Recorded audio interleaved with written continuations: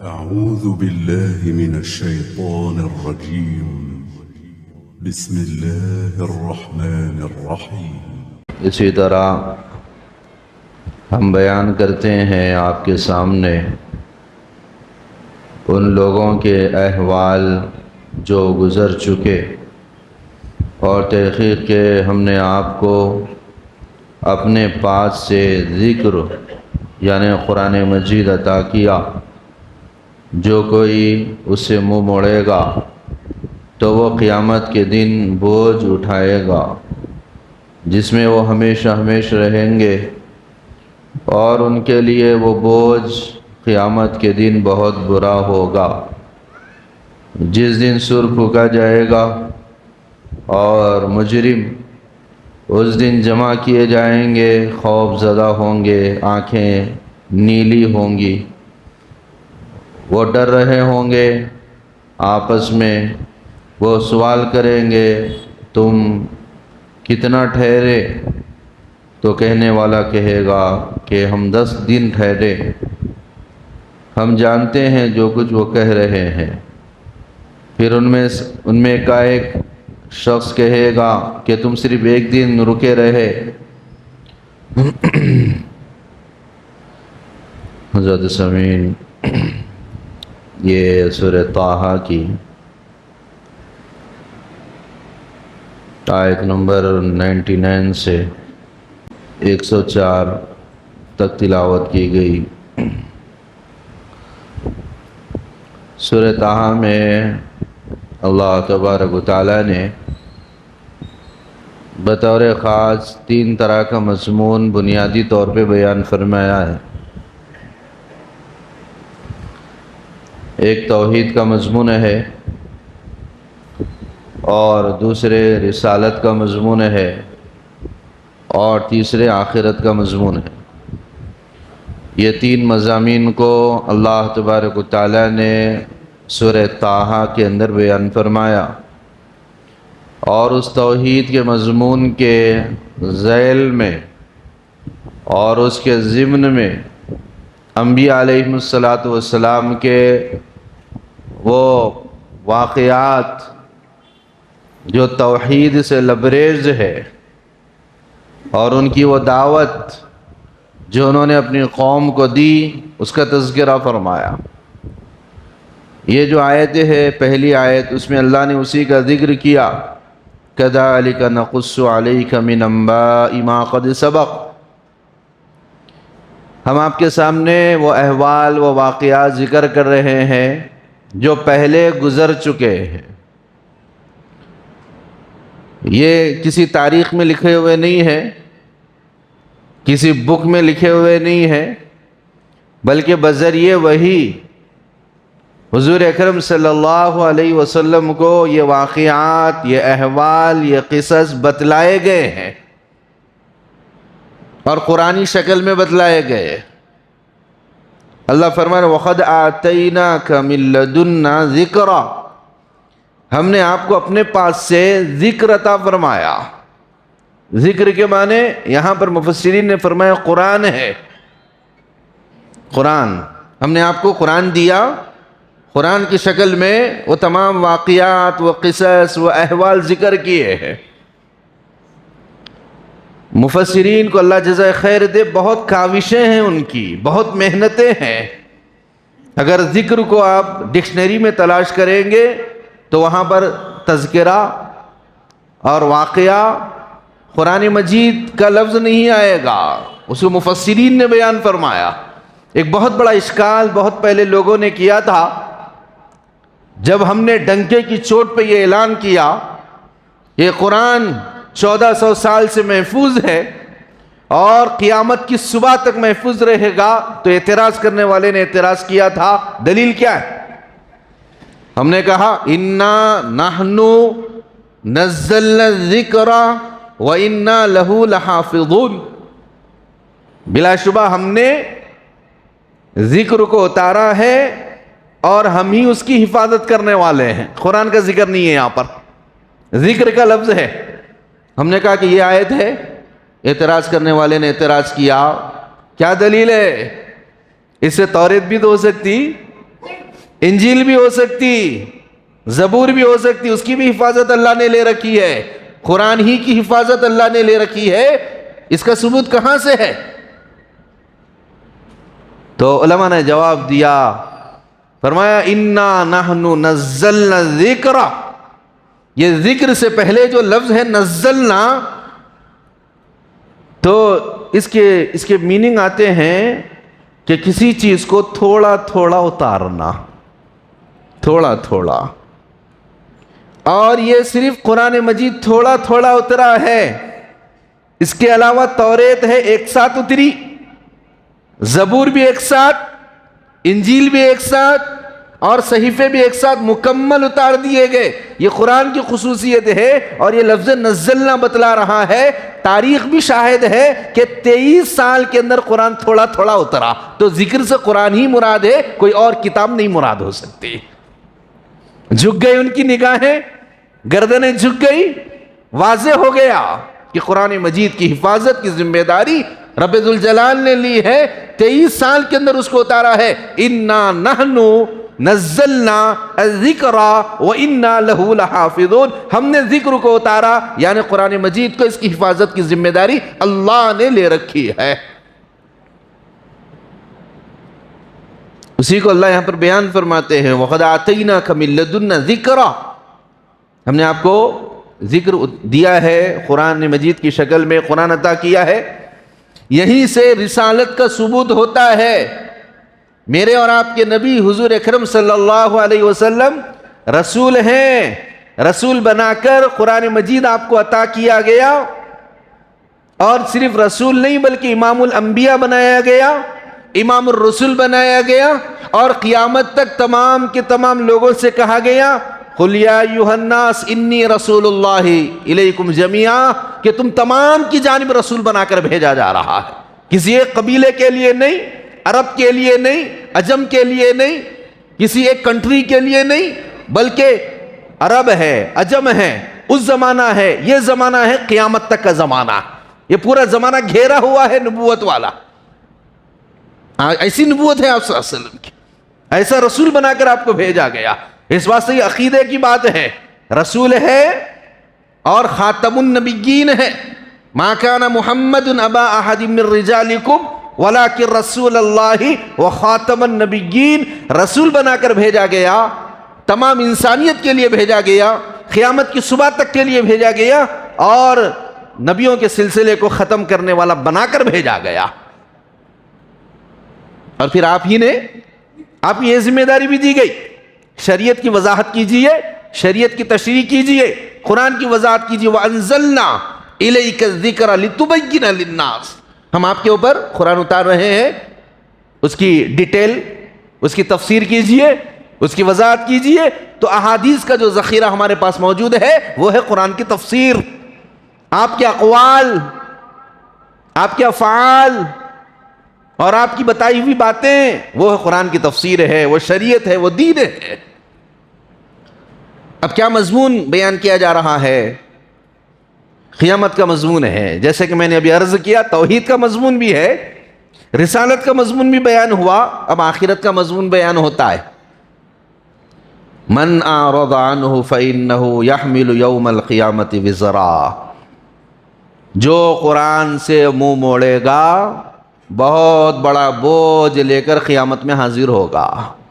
کیا کا بوجھ؟ گناہوں کا بوجھ، پریشانیوں کا بوجھ، وبال کا بوجھ لے کر قیامت کے دن حاضر ہوگا۔ من اعرض عنہ، جو قرآن سے منہ موڑے گا، فإنہ یحمل یوم القیامت وزرا، بہت بڑا بوجھ لے کر وہاں پر حاضر ہوگا، خالدین فیہ، ہمیشہ ہمیشہ رہے گا، وساء لہم یوم القیامت حملا، یہ بہت برا بوجھ ہے جو وہ لے کر آیا ہے۔ یہاں پر مفسرین فرماتے ہیں قرآن سے منہ موڑنا کیا ہے؟ قرآن سے منہ موڑنا سب سے پہلے درجے میں یہ ہے قرآن کو نہ ماننا، قرآن کا انکار کر دینا، جیسے کہ کفار ہے، مشرکین ہے، دہریے ہے، موجودہ دور کے یہود ہے، نصارہ ہے، قرآن سے انکار کرنے والے ہیں، بہت بڑا بوجھ لے کر حاضر ہوں گے، بخشش نہیں ہوگی، معافی نہیں ہوگی۔ اور اسی طریقے سے دوسرے وہ لوگ ہیں جو قرآن کی تلاوت نہیں کرتے، مسلمان ہے لیکن عملی طور پر قرآن سے منہ موڑے ہوئے ہیں۔ وقت نہیں ہے صاحب قرآن پڑھنے کا، اتنی بڑی بڑی ڈگریاں پڑھنا ہے، اتنا بڑا کاروبار کرنا ہے، دنیا کو فتح کرنا ہے، قرآن پڑھنے کے لیے وقت نہیں ہے ہمارے پاس، قرآن کی تلاوت نہیں ہے، قرآن کو پڑھنا نہیں ہے، قرآن کو کھولنا نہیں، اتنا وقت نہیں ہے، تو گویا کہ یہ بھی منہ موڑنا ہے۔ تو وہ مسلمان جو قرآن کو کھولتے نہیں، قرآن کو پڑھتے نہیں، تو گویا کہ وہ بھی اس کے اندر داخل ہے، بہت بڑا بوجھ لے کر حاضر ہوں گے، وہاں پر موجود ہوں گے۔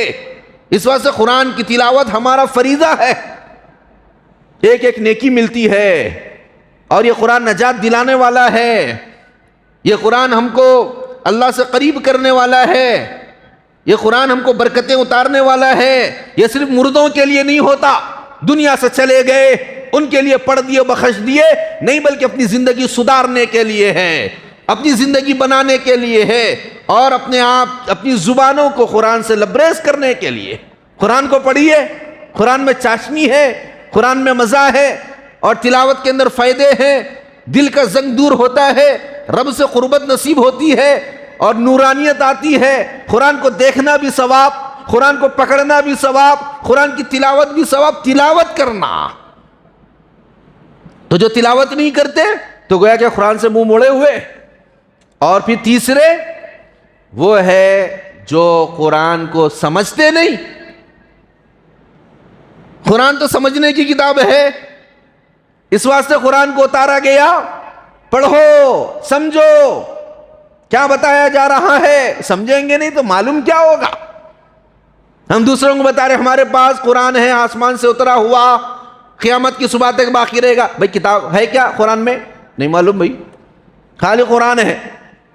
وہ خان صاحب کا معاملہ ہو گیا، خان صاحب سینے کے اوپر بیٹھ گئے، اور بیٹھنے کے بعد کہا کلمہ پڑھنے تو تیری گردن اڑا دوں گا۔ اس نے کہا بھئی کلمہ پڑھا دو، کہا کہ نہیں آتا میرے کو، دوسروں سے جا کے پڑھ لو۔ یہ نوبت آ گئی۔ بھئی قرآن کیا کہہ رہا ہے، قرآن میں کیا مضمون ہے، قرآن کا کیا پیغام ہے، قرآن کیا چیز بتلا رہا ہے، نہیں معلوم۔ بھئی قرآن ہے، ہماری کتاب ہے، رمضان کے اندر تراویح پڑھ لینا، ختم ہو گئی بات، قصہ ختم۔ نہیں، قرآن یہ سمجھنے کی کتاب ہے۔ صحابہ کی زندگیوں میں قرآن سمجھنے سے ان کی زندگیوں میں تبدیلی آئی، ان کی زندگی میں انقلاب آیا۔ نہیں سمجھیں گے معلوم کیسا ہوگا۔ ایک ڈاکٹر ایک لسٹ لکھ دیتا دواؤں کی، دیکھتے ارے نہیں سمجھ میں آ رہا، چلو رکھ دو، نہیں جاتے میڈیکل والے کو بتاتے، اس کو پوچھتے کیا لکھے ہوا ہے بھائی بولو، وہاں بھی نہیں سمجھ میں آیا تو دوسرے کے پاس جاتے، حل کرے بغیر چھوڑتے نہیں، اس واسطے کہ صحت کا مسئلہ ہے، اگر اس کو حل نہیں کریں گے قیامت کا مسئلہ ہے، خبر کا مسئلہ ہے، حشر کا مسئلہ ہے، اس واسطے اس کو بھی سمجھنا ہے۔ یہ درس قرآن اسی واسطے، یہ قرآن کی مجلس اسی واسطے ہے، یہ قرآن کا درس اسی واسطے ہے کہ یہ فکر ہمارے اندر پیدا ہو، تدبر ہمارے اندر پیدا ہو، قرآن میں غور و خوض کرنے کا یہ ملکہ ہمارے اندر پیدا ہو۔ وَمَنْ أَعْرَضَ عَنْ، قرآن سے اعراض کرنا کیا ہے؟ قرآن کو سمجھنا نہیں۔ پھر اور آخری درجہ یہ ہے قرآن پڑھ لے، قرآن سمجھ رہے، عمل نہیں کر رہے۔ جب بھی پکڑ ہے، قرآن پڑھنا ہے، عمل بھی کرنا ہے، عمل کی کتاب ہے۔ بچی کی شادی ہو رہی تو جزدان میں دے کے لے جاؤ بیٹے، جہیز میں سب سے پہلے نام لکھ دینے کے واسطے نہیں ہے، عمل کی کتاب ہے یہ۔ جزدان میں رکھ کے بڑے تابدان میں رکھ دینا، کسی کا ہاتھ نہیں پہنچے ویسا رکھنے کی کتاب نہیں ہوتی ہے، عمل کی کتاب ہے۔ آج کل تو اتنا مذاق بنا لیے، اڈلی دوسوں کی دکان کھل رہی، تلاوت لگا دیے چھوڑ دیے، ختم۔ دکان کی اوپننگ ہو رہی، تلاوت لگا دیے چھوڑ دیے، کون سن رہا کیا ہے، لگا دیے، برکت آ گئی تو بس ہے۔ ایسا برکت آتی نہ، قرآن کو پڑھ لے، نہ قرآن کو سمجھ رہے، نہ عمل کا جذبہ ہے، خالی تلاوت چھوڑ دیے لگا دے کے۔ توہین ہے قرآن کی، ہے قرآن کی بے احترامی ہے یہ۔ بھئی اگر لگا رہے ہیں ریکارڈ تو بھئی غور سے سننا بھی، اس کے اندر کیا تلاوت کہی جا رہی، لگا کے چھوڑ دیتے گھروں میں، بازاروں میں، گلی کوچوں کے اندر۔ نہیں، قرآن کا احترام یہ ہے، اگر قرآن آپ نے لگایا ہے تو سوچئے، سنیے، تدبر کیجئے، قرآن کے پیغام کو سمجھیے۔ تو عمل بھی بہت اہم ہے، اگر عمل نہیں کریں گے تو پھر وہی بڑا بوجھ. تو گویا کہ یہ فہرست ہے ان لوگوں کی جو قرآن سے منہ موڑ لیتے ہیں تو بہت بڑا بوجھ لے کر قیامت میں حاضر ہوں گے. وہ کافر ہوں گے, مشرک ہوں گے, فاسق ہوں گے, قرآن کو نہ پڑھنے والے ہوں گے, قرآن کو نہ سمجھنے والے ہوں گے, اور قرآن پر عمل نہ کرنے والے ہوں گے. اس واسطے کوشش کرنا ہے, محنت کرنا ہے, فکر کرنا ہے, تدبر کرنا ہے, آگے بڑھنا ہے. پھر کیا فرمایا اللہ نے؟ یوم ینفخ فی الصور وَنَحْشُرُ الْمُجْرِمِينَ يَوْمَئِذٍ زُرْقًا. اب یہاں پر خاص طور پہ اللہ تبارک و تعالیٰ کافروں کا تذکرہ فرماتے ہیں. بڑا عجیب معاملہ ہے. اللہ فرمانے کہ جب سور پھونکا جائے گا سب اپنی خبروں سے اٹھیں گے اور ان کو بتا دیا جائے گا ٹارگیٹ, بھئی وہاں پہنچنا ہے, وہ ہے میدان محشر. مٹی جاڑتے ہوئے سب کے سب میدان محشر میں جا رہے ہوں گے. وَنَحْشُرُ الْمُجْرِمِينَ يَوْمَئِذٍ زُرْقًا. اللہ فرما رہے جو مجرم ہوں گے, کافر ہوں گے, ان کی نگاہیں نیلی ہوگی اور چہرے پر ہیبت طاری ہوگی, خوفناک نظر آئیں گے. ان کو دیکھیں گے تو محسوس ہوگا کہ بڑے خوفناک نظر آ رہے, ہیبت میں ہوں گے. اور کیا کہیں گے چھپکے چھپکے ایک دوسروں سے؟ يَتَخَافَتُونَ بَيْنَهُمْ إِن لَبِثْتُمْ إِلَّا عَشْرًا. ارے بھائی وہ خبر میں گاڑ دیے تھے, جلا دیے تھے, ہو گیا تھا کام, پھر اب کیسا اڑ گئے؟ ہیبت میں آ جائیں گے.